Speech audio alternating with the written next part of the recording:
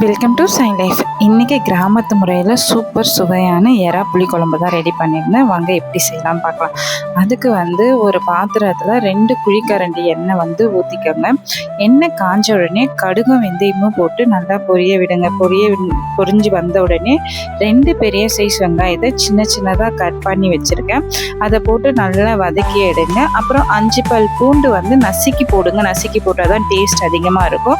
அதையும் போட்டுட்டு நல்லா வதக்கிட்டு ஒரு கைப்பிடி அளவு கருவேப்பிலை போட்டு நல்லா வதங்கிட்ட பிறகு 2 தக்காளி நல்லா பழுத்த தக்காளியாக போட்டு கல்லுப்பு போட்டு மஞ்சத்தூள் போட்டு நல்லா வதக்கிவிடுங்க. வதங்கிட்ட பிறகு தேவையான அளவு குழம்பு மிளகாய் தூள், நான் 1/2 கிலோ எறாக்கு 2 டேபிள் ஸ்பூன் குழம்பு மிளகாய் தூள் எடுத்திருக்கேன். அதை மட்டுமே போட்டு நல்லா வதக்கி எடுத்துட்டு ஒரு லெமன் சைஸில் புளியை கரைச்சி அதில் ஊற்றிடுங்க. ஊற்றிட்ட பிறகு நல்லா கலந்து விடுங்க.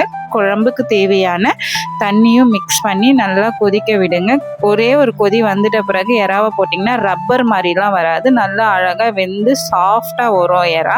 அது நல்லா கொதி வந்துட்ட பிறகு மூடி போட்டுட்டு எறாவோடு சேர்த்து நல்லா கொதிக்க விடுங்க. அது கொதி இறக்கிட்டிங்கன்னா சூப்பர் சுவையான கிராமத்து ஸ்டைலில் எறா புளி குழம்பு ரெடி ஆயிரும். ரொம்ப சிம்பிளான ரெசிபி தான், ஆனால் டேஸ்ட் நல்லாவே இருக்கும். கண்டிப்பாக ஒரு வாட்டி ட்ரை பண்ணி பாருங்கள்.